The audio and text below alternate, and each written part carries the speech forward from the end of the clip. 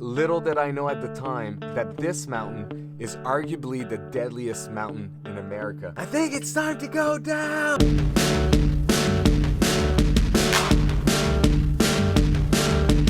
What's going on, everyone? Marty here from PyXM.com, and welcome back to the channel where my goal here, my entire goal, is to make sure that you're always ready for your next backcountry adventures. Today, it's story time. I'm gonna share with you guys the epic failures of my first winter backpacking trip. This January, 14 years ago, I actually took the leap to go from a 3-season backpacker to a winter backpacker. And since the mountains of the northeast of the United States of America, people, are just at my doorstep, I was thinking to myself, what a great place to start. And the mountain I decided to go climb was a mountain that had been hunting my dreams because it had been part of so many stories of so many people I knew that was winter backpacking, that I looked up to, that I knew at one point in time I wanted to do that. So that year, 14 years ago, on my Christmas break when I was in college, on January 1st, we decided to set out for none other than Mount Washington. Mount Washington is the tallest peak of the Northeast, and it stands at a whopping 6,288.2 feet. Don't forget the 0.2 feet. Little did I know at the time that this mountain is arguably the deadliest mountain in America due to its crazy weather pattern. I mean, I'm talking clear blue sky.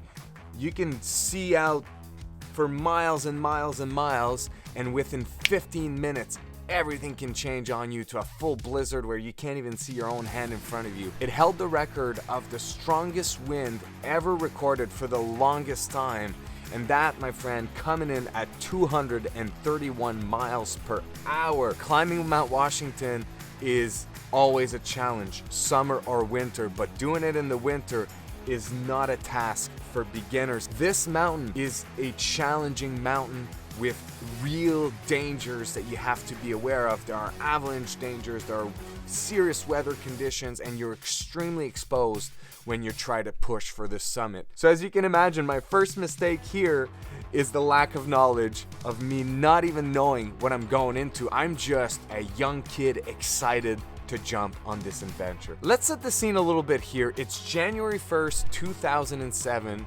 We are 3 young, 18 years old, ready to climb Mount Everest. As we're going out there, we're super pumped. Let me present to you the crew. Wow.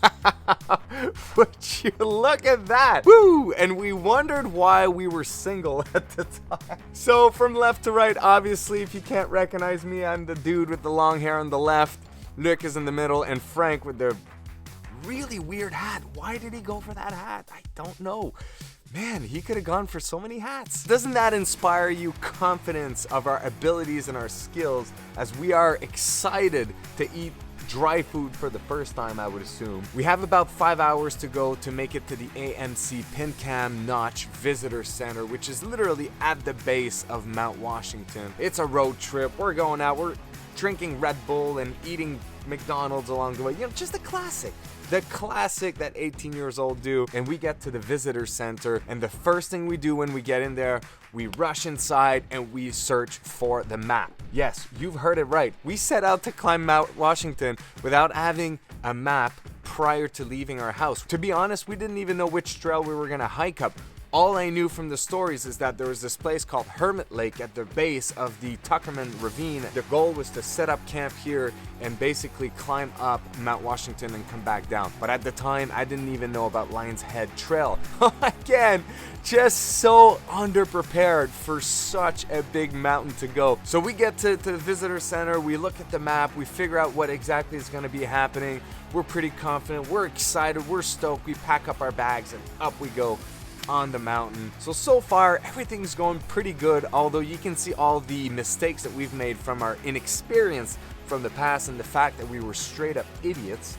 So we hike up to Hermit Lake, everything goes well. At Hermit Lake, we realize that there's actually some kind of ranger's cabin there, and there's someone in there, which is great. So we go there, we talk with the guy explains to us, just gives us a bit of a briefing about the mountain. We're asking him, hey, we're planning on pushing for the summit. What do you think? He's like, it's kind of fishy right now. It looks like the weather's about to turn, so just be careful when you get above tree line. Good enough for us. So here we go. We set up the tent on a campsite. We just kind of get all organized. We leave all of our gear. We basically left with our water bottles, our trekking poles, a bit of a fanny pack, and up we go. We were just so stoked to go. We had our snowshoes on, and off we go for the summit. So we start hiking up, and we get at the tree line, and things are very different than what I've experienced at that point. Because in the past, I'd climbed some mountains in the Adirondacks in the early spring or in the late fall, and there's usually a lot of snow at the top. So I was familiar with a snow-like alpine zone, but I wasn't familiar with a true winter alpine zone. And we get the tree line. We're just about to break through the tree line, and the weather pattern are kind of confusing. And I'm aware that the weather patterns change fast, but I don't understand what that actually means. So we look at it, we're like, well, we're here, it's midday. We set out to go for the summit, and we're finding ourselves caught in these extremely crazy winds that are actually pushing us to the ground and making us trip, and even pushing us up the mountain a little bit. But we're just, again, three straight up idiots that have no idea what we're doing. So we head up, and then we're kind of sheltering underneath a rock, trying to talk. It's like, wow, this is getting crazy. And out of the blue, the ranger that we talked to at the cabin downstairs is just behind us. And he was pretty upset, rightfully so. He's like, guys, you have no business up here right now. Get down, it's too dangerous. We took his word. We headed back down underneath the tree line. Once we got to tree line, the ranger explained to us, said, listen, first off, you don't go up on the top of a mountain without some kind of emergency supplies. You need a sleeping bag, a sleeping pad with you. If ever someone breaks a leg and you have to make sure they can shelter, you need something to keep them warm. Where's your first aid kit? We have no business up there. It's way too dangerous. Abort mission. Go back to your tent, wait for tomorrow. And we get to the tent, and we are freezing. We are completely wet from sweat. We overexerted ourselves. It's not extremely cold outside, but just because we're wet and because we have no idea what we're about to do, sleeping outside in a tent in the winter after a full day of exertion, we have no idea what's about to come. And here is Luc, extremely miserable because he's cold, and his camp wear of choice is literally sweatpants and a sweater, all made 100% cotton. Come on, you doing it on purpose? So this was gonna become my first experience sleeping in a tent while backpacking. It was an uncomfortable night, but eventually I guess our body warmed up because we got lucky. It wasn't super cold outside, and around midnight, I'd say, I probably fell asleep. We woke up super early, and we were cold still. We were cold because our stuff was still wet, but again, we were so determined and such idiots. We said, let's go, it looks beautiful outside, let's head for the summit. So we head up, and then we go right for the tree line, and as we cross the tree line, this is actually the first real view in the mountains of the winter above tree line that I've ever experienced. And that is what you get out there when you work really hard. So we get above tree line, we get these beautiful views of the mountains, and we're thinking to ourselves, this is the day. We've got blue sky, it's beautiful. So we keep walking up, and then we start to climb, and there's still a little bit of trees here and there as you go into the valleys and back up. And we're not quite at the ridge at the top of the Tuckerman Ravine yet, that we can already see some fog coming in. And by the time we get just about to the ridge, the blizzard is coming in, the wind is picking up quite a bit. Now we're talking about wind that is knocking us off our feet. And that, from what I've learned from that experience and what I've read online ever since, is that that's usually about 60 miles per hour when it throws off just a regular adult to the ground. But we're still kind of like, I think we can still kind of squeeze in the summit, but we don't know that we still have like 2 hours to hike up. So we still kind of push on a little bit. And what made us decide to turn around is that there was some kind of wind burst that from the valley and just pushed us up the mountain. So we're slowly hiking, and all of a sudden the wind is not coming from the side anymore. It kind of comes right from the back, and it makes us kind of trip forward. And as we're trying to catch our feet, we travel like 15-20 feet in very few steps, just like literally being transported by the wind at the top. We land on our feet and we're huddling underneath our shells here at this point because the wind is full blast. And we're yelling at each other, I think it's time to go down. What? I think it's time to go down. I can't hear you, but I think we should go down. Somehow, with hand signals and a lot of yelling, we decide to head down. We get back underneath the tree line. We're like, holy cow, this mountain is real. We get back to the tent and it's like, honestly, noon. So at this point, the same thing happens. So now we're back in the tent. We've got the candlelight, hoping that the candlelight is gonna save our problems of all the humidity in the tent and the condensation and the fact that we're all wet and we're all huddled up in our sleeping bag. It's noon and we're like, what do we do now? So we lasted actually a few hours. So we made it about until 4 o'clock in the afternoon. We had a lunch and we literally just kind of slept and just kind of chatted. We couldn't do anything. We were so frozen up until the point where we're like, okay guys, I'm not spending another night out here. We're heading down. We pack all of our stuff, we start climbing down, and we get downstairs, and just like 3 obnoxious 18 years old, we take over the visitor center, and we literally spread all of our stuff out across. There's a common room in the basement of the visitor center, and we just need to dry everything. So we get down there. We're the only ones out there anyways, but still, we get down there and we just spread all of our stuff. We hang everything around trying to dry things. Our goal was to let everything dry, climb back up to Hermit Lake to reset up shop to try again the next day. And the hours go by and honestly nothing dries. You know, comes about 7, 8 o'clock at night. We're like, okay, obviously we're not going back up. Let's find a motel somewhere. So we drive around a little bit, about 45 minutes away. We find a motel. Gear explosion, like hiker trash again. We put everything up. We turn up the heat as much as possible because we are still cold from being on the mountain. We're hoping everything dries. We go to sleep and then tomorrow comes. Now at this point, we're already planning to stay an extra day to our trip. This was supposed to be January 1st, 2nd, and 3rd and come back on the 3rd.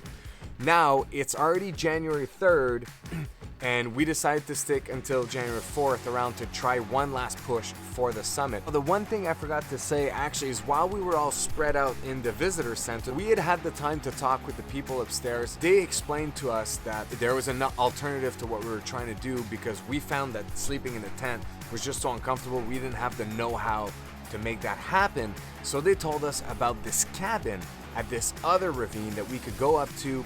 We could pay and just stay there the night, and it was basically a mountaineering club cabin. And then this was just a great opportunity for us to sleep dry and then push up for the mountain and just add a little bit of comfort. Every time noon hit, give or take, that's when everything went to hell up there. That's when the blizzard came around. That for whatever reason, the weather pattern was such in that week. So what we came up with, it's like, okay, here's the deal. We climb up there late, we sleep a few hours, we wake up at 3 a.m., and we summit Mount Washington for sunrise, and then we'll be back down below the tree line before the blizzard hits again. So we've got a plan here. We climb up in the night and we get to the cabin. Just a beautiful cabin that just allows it with a wood stove in it that allows us to sleep where we're gonna stay dry. There's even a kitchenette and everything, but for us, really all we were looking for is a place to sleep for a couple of hours and head out into the night for the summit. 3 a.m. comes around, we're excited, we pack the essentials, we leave some stuff behind, and off we go for our final attempt on day 4 to Mount Washington. So we're hiking up, the spirits are high, even though we're a little tired, and we took this shot here, as you can see Frank and Luc, and you can see it in our smile. You can tell that we're tired a little bit, but at the same time, you can see that we're just genuinely excited to be there. This picture right here of me and Luc is actually a moment in time I actually remember quite a bit because that morning or that night, that place where we took that picture, I knew right there and then that this was not going to be a one-off thing. I knew right there and then that I wanted to learn to master the art of winter backpacking and climbing these mountains in those tough conditions and become really good at it.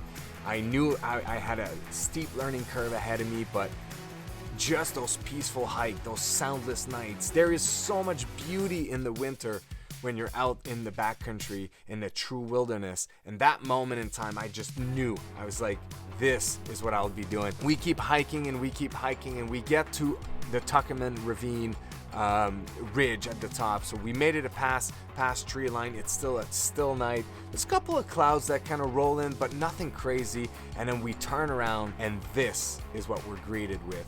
Just one of the most spectacular sunrise that I have ever had the opportunity to experience. What an experience.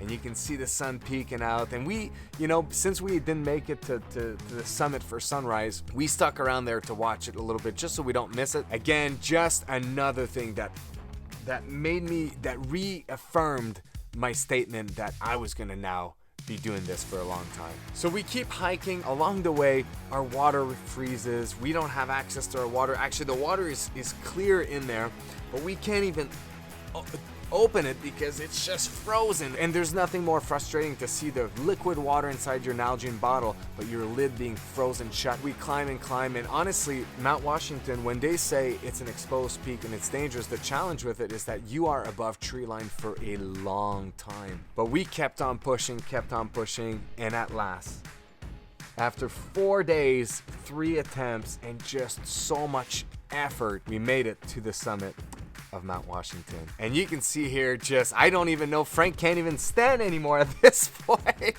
We are literally at the top. Everything is icy.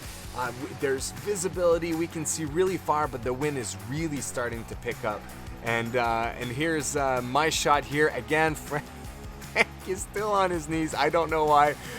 He hasn't made it up yet, but I'm just so excited to have finally climbed it. Here he is, standing on both legs. He's finally found the will to take his last step and get up.